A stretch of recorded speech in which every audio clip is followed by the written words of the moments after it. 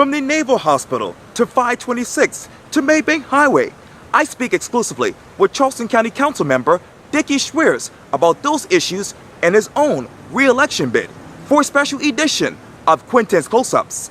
And be sure to download the free Quintin's Close-Ups app in your Apple or Google Play stores.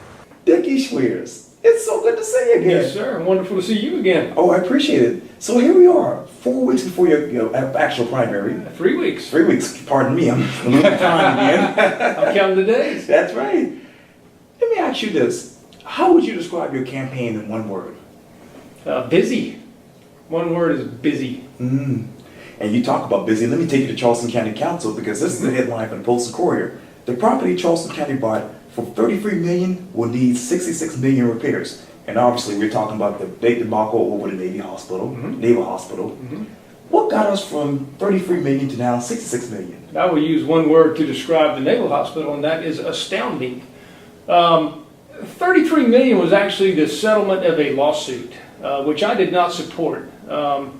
That vote, I think 2 or 3 of us actually opposed settling that case for $33 million. So it wasn't actually just for the purchase of the property, which has largely been reported.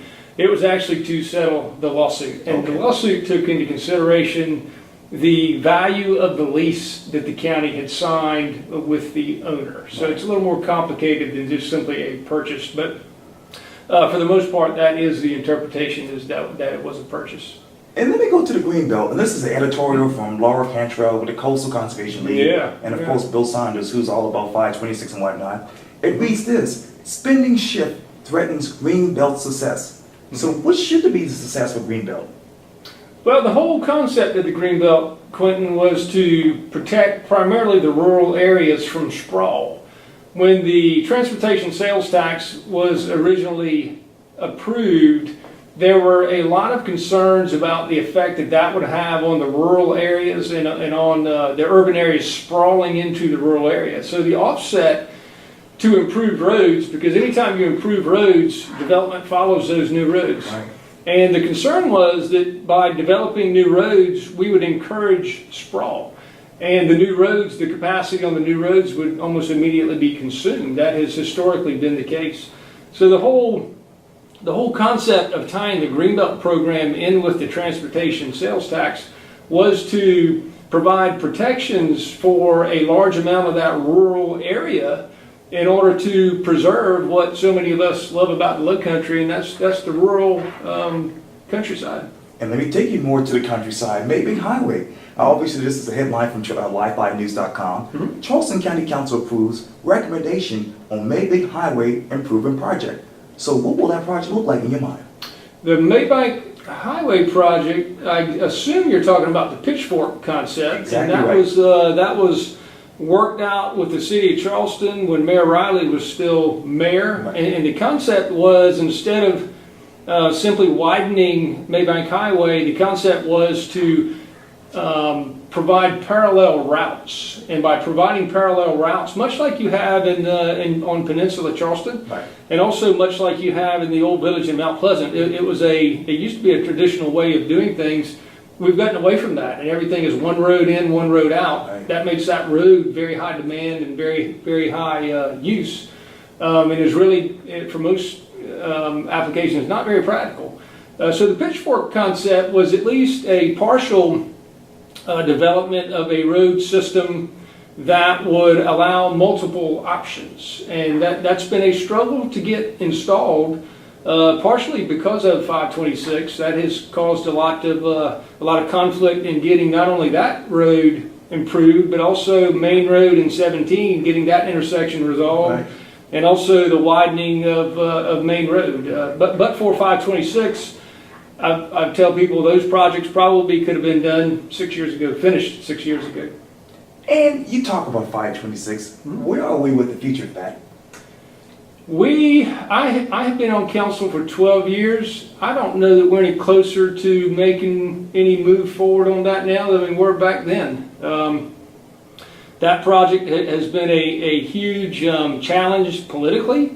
When it was approved, actually the county was more or less a bystander at that time. That was really brought to us by the State House, and the county was approached to be a local sponsor, which was required by the State Infrastructure Bank. So we were really a reluctant sponsor, so we reluctantly entered that process. But now you have the State Infrastructure Bank saying that they will fund $420 million of it, which is about a $720 to $750 million project. They will fund about $420 million. The county's responsible for the balance.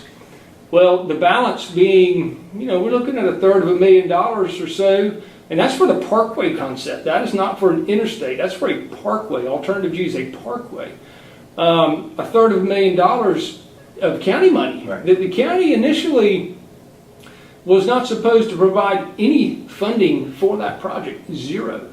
So now we would be on the hook for about $350 million, and no one yet has come up with, well, where in the county is that coming from? It was not designated on either half-cent sales tax, and that's not pocket change. That's a significant amount of money. My concern is if we do that, we will have used up all of our goodwill with the State House, and any other projects will be way back on their list of priorities if we move forward with 526. And you're probably looking at 10 years or more, even if we started now, to get it done. And you talk about your 12 years on Charleston County Council. Can you lay out your record right now as we sit here?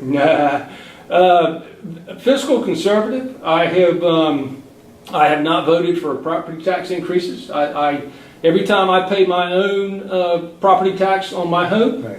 I cringe. It is hard on the folks that live here. It's the bills are, in my mind, are high, and so I have certainly been a fiscal conservative, and I've always been very pro quality of life. My goal, Quintin, with the votes that I take, are to do things that are not only good for the immediate future, but good for the long-term future. I was born and raised here. Right. I would love to think that one day my great-grandchildren will say the same thing at 55 years old, that they were also born and raised here. Love the low country. Right. And all of the votes I take, I try to think long-term. Long-term is not 5 years. Long-term for me is 50 years, 100 years.